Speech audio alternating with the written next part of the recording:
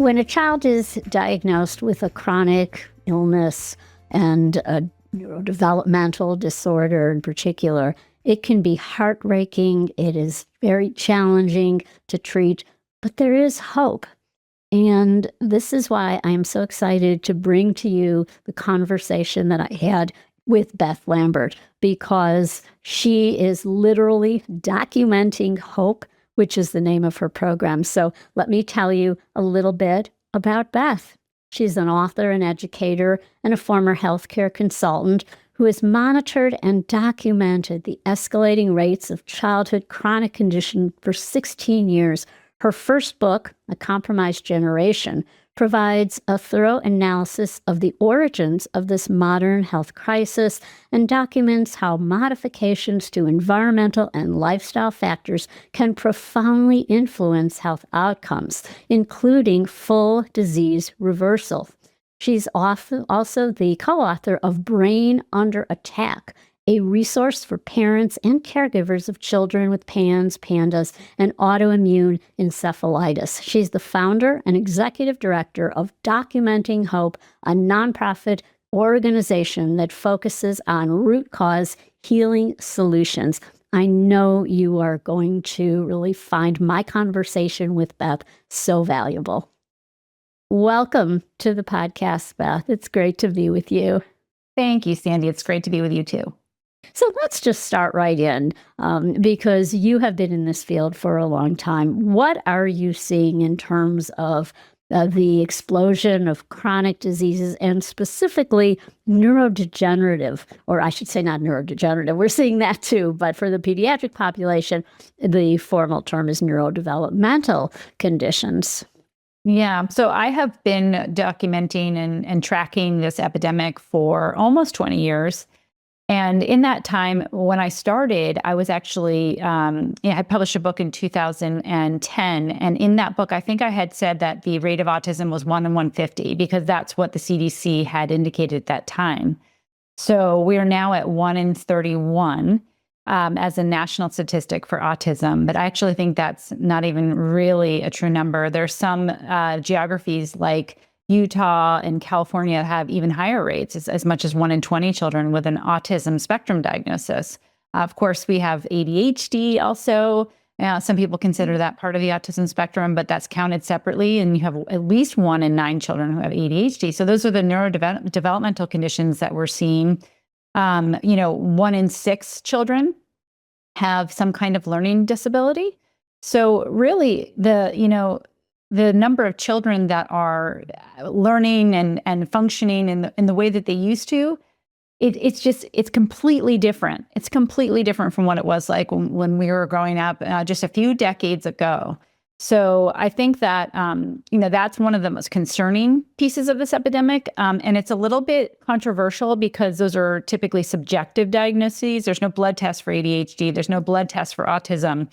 But in parallel, you're also seeing diagnoses that are objectively diagnosed. So like life-threatening food allergies, for instance, like you don't mistake an IgE allergy that, can cause anaphylaxis, or type 1 diabetes, you don't mistake that. Those are all things that are on the rise.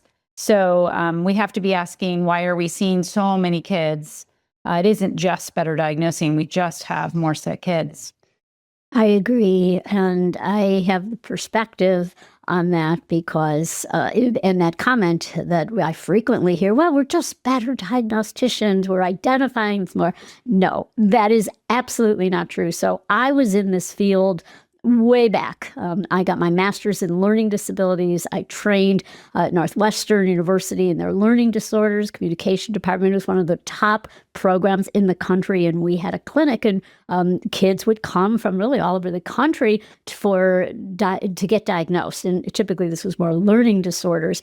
But then one of the jobs I had after graduation was at a local teachers college, and I would place practicum students. These were master's people getting their master's in special ed. They had to do a practicum. So I went out to these schools to supervise them. And this was in the northern suburbs of Chicago.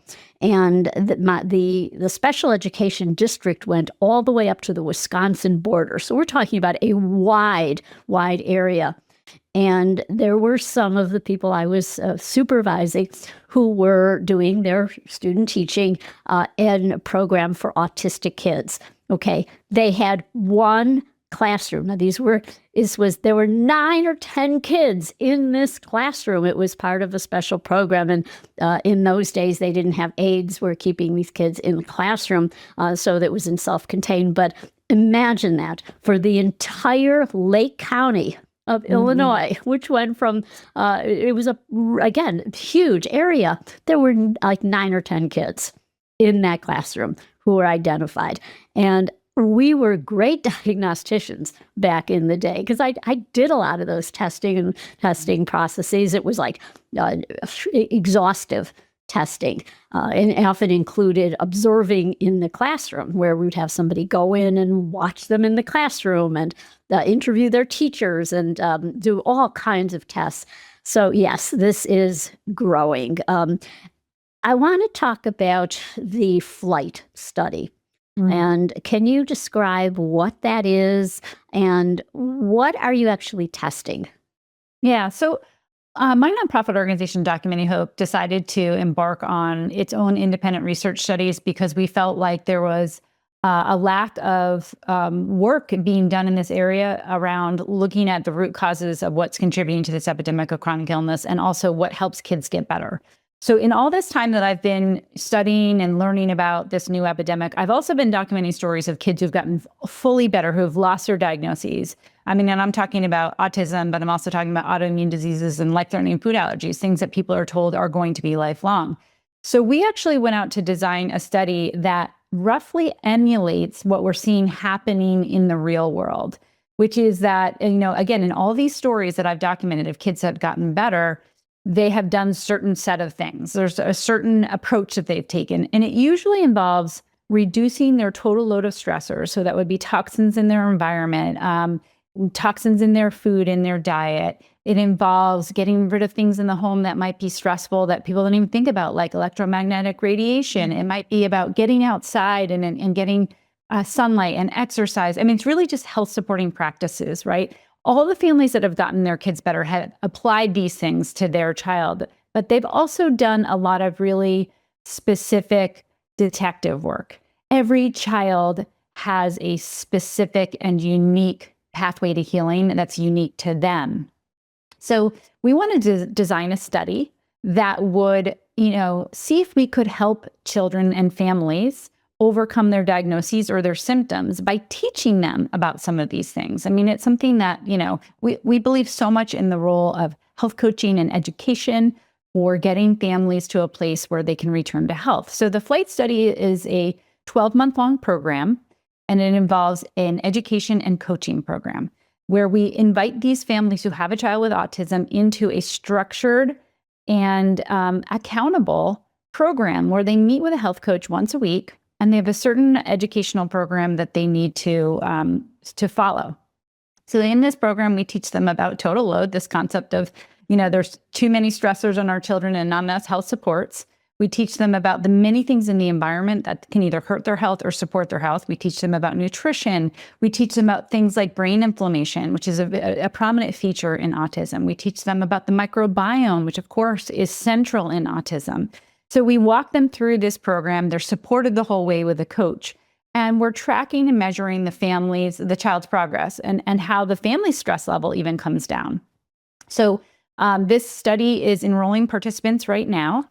And we'll do them in cohorts of 4. So they'll be in a cohort of 4 other families or 3 other families, and each one supported by a health coach. And again, we'll be tracking things that you can measure at baseline and at endpoint. So we will be taking some labs, but we'll also be doing some assessments and validated instruments. So things like the ATEC and the ADOS, which are measurements of autism severity that you can score. So this is a very exciting program because we actually piloted it in 2 other children in prior years, and we saw them make great improvements in their health by just through education, through coaching, and through looking at their child's root causes and teaching the parent to be a health detective and help them figure out what might be out of balance in their child. Because that's really what's going on with our kids with autism, is that there's physiological, biomedical imbalances that are absolutely treatable and addressable, it's just not what we do as a standard of care in terms of autism treatment right now. I am so excited about this project, and really the idea that you appreciate the importance of a health coach, because yes, it is education, and this is a functional medicine approach. You're really looking at some of the root causes going underneath the hood, and not just surface level fixes. And a health coach really can provide that support as well as education, because it can be overwhelming for parents. And it also involves the whole extended family. I have friends who have grandkids where they're dealing with these issues. But it's really remarkable when we were in conversation that it is a solo approach. The only approach they're doing is giving them some intervention through the school, special speech therapy or occupational therapy. It is all about that, which is great, but unless you're addressing the root causes, that's not going to cut it. That's right. I mean, one of the things that you're right, that speech therapy and occupational therapy, these are wonderful strategies to help children. But, a lot of times we are spending all this time and energy on, trying to get them to regulate sort of from a top-down approach rather than from a bottom-up approach. Maybe if we looked at, their blood sugar, for instance, and to try and regulate that, or maybe if we looked at their nutrient status, if we looked at their microbiome and what's happening in terms of the neurotransmitters that are being developed or not in the gut, if we can go from that sort of root cause place first, and then those therapies, the speech language and the occupational therapy, that's all going to work better if we get a body that's healthier and more regulated. If the nervous system is regulated, everything else will kind of fall in line. So I think that's, just it's turning on its head what we do for standard of care approach with kids with autism. And it's looking at, again, let's do the foundations first, the nutrition, the movement, the outside time, like really foundational, basics, what makes a healthy human. And then we can do the more complicated therapies on top of that. Yeah, absolutely. You mentioned the toxic load, toxic burden, and it's just everything that is in the environment. And so many people are just unaware. They are, they're unaware. They might be aware now of like reading food labels, for example, but they don't think about personal care products. They don't think about what's in sunscreen that they're slathering on 6 times a day when kids are out in the sun. They're not thinking about so many of the things that might be contributing to this toxic soup. Yeah, it's so true. And I think that's a cultural phenomenon. Basically, we were born into this world that is synthetic, that is chemicalized, and we don't know anything different. If your mom fed you SpaghettiOs from a can, like that's what and that's sort of like your comfort food, right? You may not know or care or understand that that's filled with additives and colorings and preservatives and things that your body would find as toxic and would create inflammation. We don't know that we know what we know, right? So we really do have to have a cultural revolution here in terms of how we're living. And then the good news is, we've only been in this really synthetic world for about 75, years or so. It's really kind of that post-World War II industrial boom we had, where everything became plasticized and chemicalized, and we better living through chemistry, right? And so we have time to unwind. If we go back to how our grandparents lived, they weren't surrounded with these 80,000 chemicals on the market that have never been tested for safety or that are unregulated. So it's like we're a couple of generations back. We just need to reach back to how, our great grandmothers were living to know that, that there is a way to live that is more in sync with nature and that supports human health. It's not that far off. Yeah, absolutely. And this can seem so overwhelming for families because they're thinking they have to change so many things at once. It can be a gradual process. And I think this is where the power of groups come in. Even years ago, I had a classroom for kids with learning and behavior. We called them disorders back then. We didn't talk about neurodevelopmental. That wasn't a term, or dysregulated kids. But I would lead parent groups. and they would support one another in terms of different parenting styles and management. Of course, we didn't know back then what we're talking about today in terms of toxins in the environment and brain-gut connection. Those were not heard of in the early 70s. But what was important was there were parents supporting one another. And do you see that as really critical? It's absolutely critical because just as I was saying that this is a cultural phenomenon, if you have to change your diet and change the way you're living, you're basically all of a sudden living counterculture. It's very isolating feeling if you go to the birthday party and you're like, I really don't want my child to have the blue cupcakes. Or, if you're, walking into a kid's gym and you're looking at all the mats that are around that are just covered with endocrine disrupting chemicals, and you're concerned about that stuff. You feel like you're the only one, and it makes you feel like a little weird or a little off. So I think the most important thing is to know, if you're concerned about toxins in your child's environment and you're concerned about feeding your child a nutritious diet, you're actually ahead of the curve. And so what you want to do is find the other people who are also ahead of the curve. And I think group coaching, support groups in whatever kind and in whatever way are so empowering, because then it feels normalized to you. We actually created an online program called Healing Together. It's an online support group and community for parents to come together and actually just do that, heal together and feel not so alone and share resources too. I mean, part of it is the, not feeling alone and feeling like this is a normalized kind of thing to live healthy. But part of it is also to share resources. As you're learning, for instance, you might be dealing with something very mundane like constipation. Let's say your child has constipation and you've tried all the regular things, the Miralax and the things that the doctors have told you to do, which is totally toxic, by the way. But and nothing's working. When you're in these groups, you'll hear from other parents who've already been down that journey and like, oh, have you tried this? And have you thought about this? And oh, when you increase the fiber, you're going to see more regular stools. I mean, it's the sharing. And the knowledge and the learning that goes on in these communities too. I think it's an invaluable part of the whole healing process. Yeah. And we have access to so much more information, but how do you filter out the noise? And also, who do you trust? Because often they might go to a pediatrician who's going to say one thing, and then there are still people who are in the field of pediatrics who say, I don't believe in supplements, or or they're just very quick to prescribe a medication, or they don't believe parents. But is it possible also to swing too far in the other direction? I've seen examples of mothers of, 4 or 5-year-old kids, and they're at a birthday party, and you can't have that, you can't have that, you can't have that. And the child is so upset. And I have seen that backfire. I mean, certainly my own life. I raised my daughters. We had organic food. I belonged to a food co-op, and we didn't have sugar. And as soon as they got to college, they would taught me, I just, and they would be eating the worst junk food possible, or when they went to a friend's house. So, what are your thoughts on that?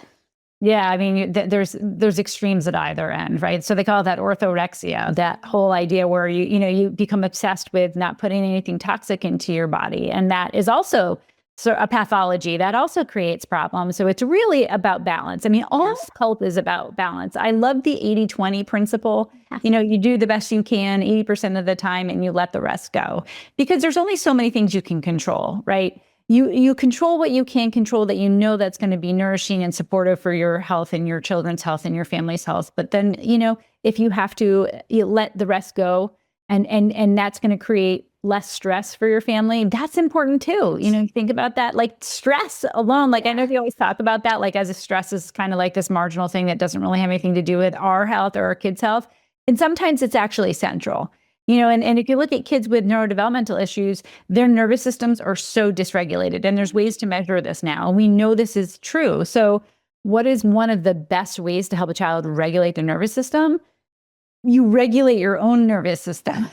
It's called co-regulation, and that our children are these incredible sponges who pick up on every little thing going on with our bodies and our behaviors. And so when we're stressed because we're afraid they're going to eat something toxic, they're picking up on that stress, and that isn't helping either. So it's really the balance, the 80-20, I think, is the way to do it. Yeah, absolutely. Such a good point, because, okay, so they can have the cupcakes at the birthday party, but because they're already, often because of their behavior, they're already singled out and not the one invited to birthday parties or play dates. And so then you might be making it worse. But then when you're at home, you can have a water filter, you can have an air filter, you can not, have less time on tablets or, exposure to some of the EMFs. So there's so many things, less plastics, natural products, personal care products. But, when you're out with other kids, that might be the time to say, okay, the enjoyment they're going to have being part of the group is going to outweigh. It's so much better than the stress, the tantrums, whatever's going to happen as a result of saying, no, you can't have this. It has gluten, it has sugar, it has dairy, whatever it might be. Exactly. And then there's also something to be said for finding your people who are doing activities that are more health supporting. I mean, I remember when my kids were little, I had this really amazing friend group that emerged that all liked to camp. And they all liked the kids. We did these camping trips where the kids would run around barefoot in the woods and just have the time of their lives. And like, what a nourishing, wonderful kind of peer group for the kids. So find those people too, and you'll find it easier to navigate the social situation. Yeah. And there are more resources and there are more products. And when I was doing this when my kids were little, there weren't any. There were a few, but everything was really much more mainstream. It was harder to find gluten-free or products that were organic, and now it's becoming easier to have those resources. And as you're saying, having that support group where you get ideas, and that would be helpful, because there are those kids who with life-threatening allergies, with celiac, and where they couldn't have that cupcake at the birthday party.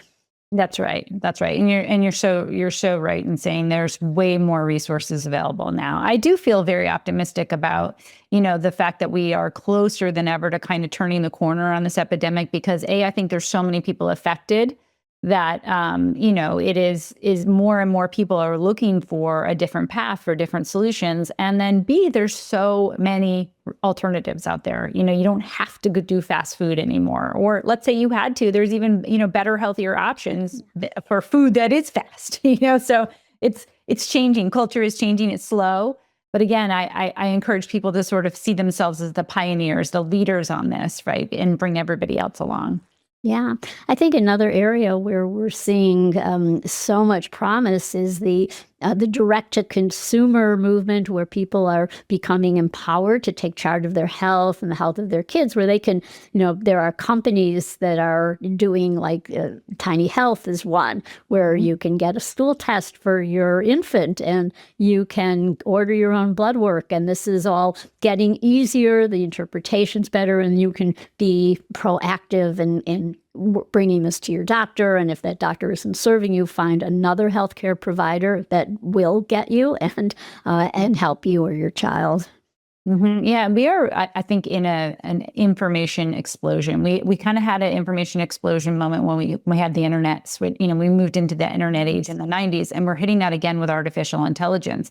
And you can even see all of these platforms emerging that are based in artificial intelligence that are around personalized medicine. So there is this place where these new AI tools are actually going to make direct-to-consumer access to information about people's own biometrics easier. There's these wearables and these devices that people have that are giving them their own metrics on their body. So this is the age that we're moving into, and that the doctor is no longer the gatekeeper to information. The doctor is now the partner. So I don't mean this in any way to say that we shouldn't be working with physicians. I think that's still an important piece, in their clinical experience and their training is critical. But we now have so many tools that we can access the information. So the direct-to-consumer labs, Documenting Hope's actually going to be offering direct-to-consumer labs too at a reduced cost, because we know that that's such a barrier for parents too, is how do you get access to your microbiome test or your genomics test, or you're wanting to know what your metabolome's looking like, what does the metabolism in your body look like?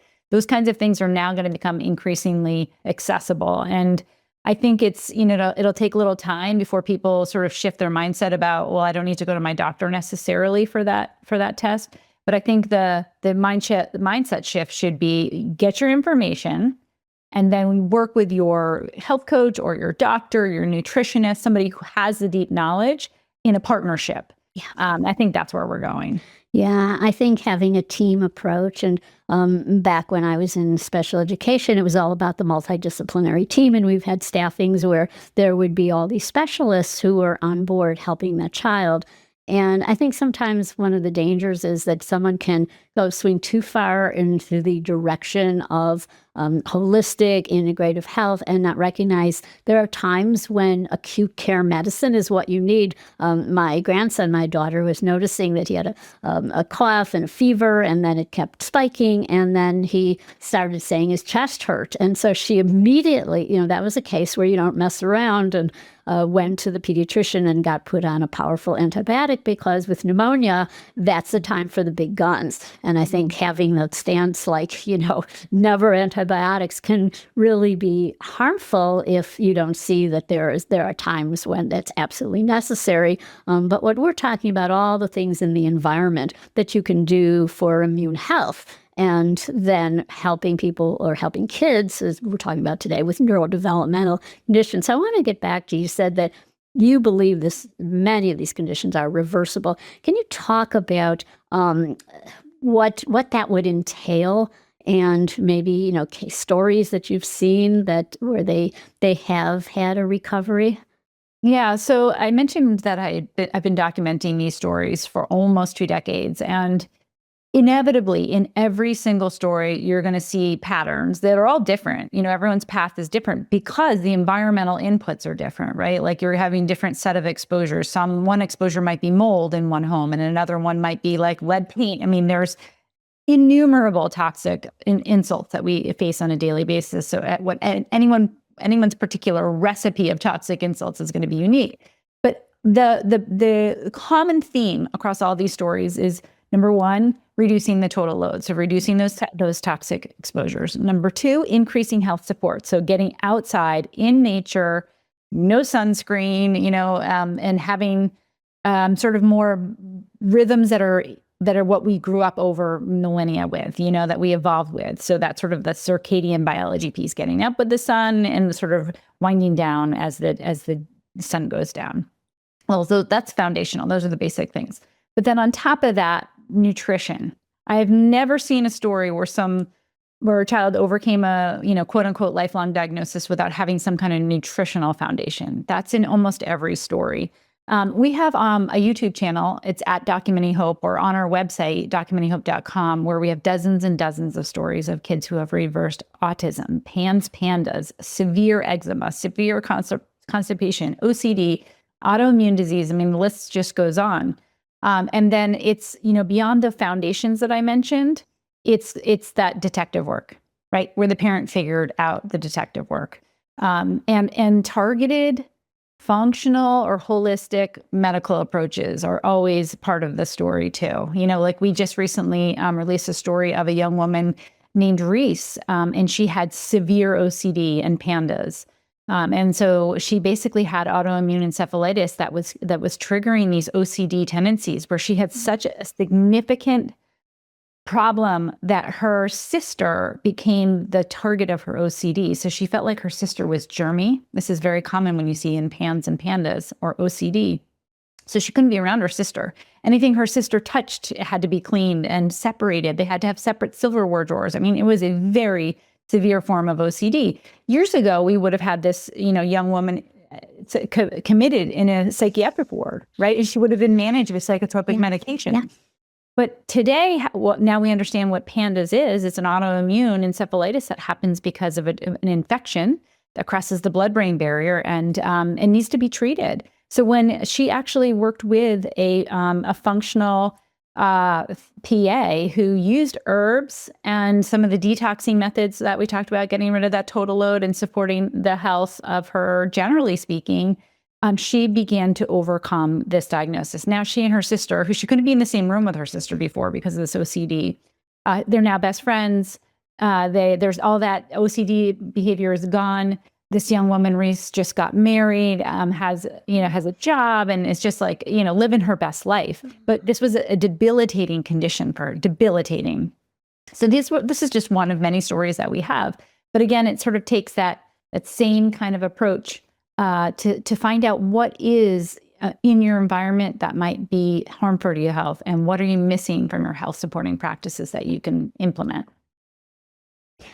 That is an amazing story. And I know it's one of many that you've witnessed. And so it does. And I love documenting hope because in positive psychology, hope is critical for overcoming anything. And it's when you don't have hope, and that is, it'll always be this way, it'll never get better. That is the definition of depression and not thriving, and causes inflammation. So just having hope and having that support. So what you're describing is all the factors that functional medicine, we look at modifiable lifestyle factors.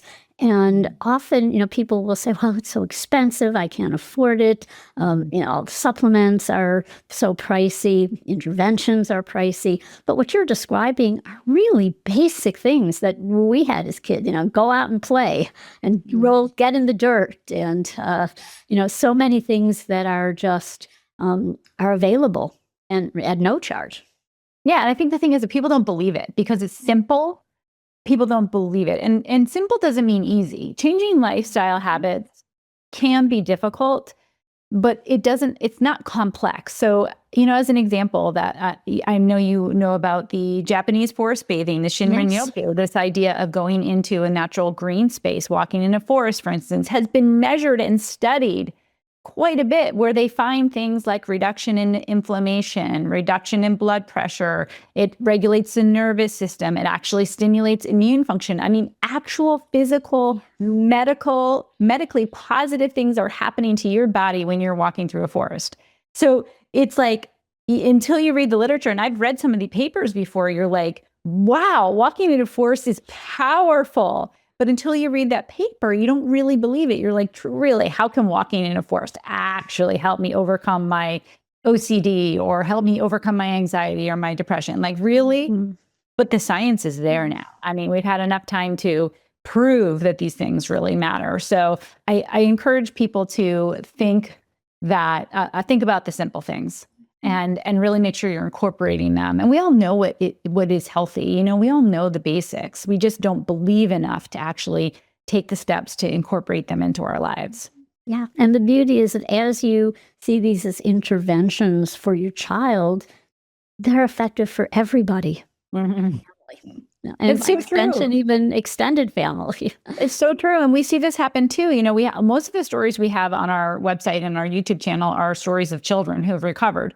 However, what you don't always see, but we hear on the back end because we're collecting these stories, is that, dad's, cardiac metrics improved, mom's anxiety went away, dad's depression went away, grandpa's Parkinson's improved. I mean, the benefits to the whole family when everybody does it together are innumerable. And I will tell you that when a family goes all in together, for one child, the benefits are just mind-blowing. I have this one story that's on our YouTube channel for a boy named John who had ADHD, and the whole family decided to make drastic giant diet changes when the youngest brother in the family, was suddenly developed type 1 diabetes.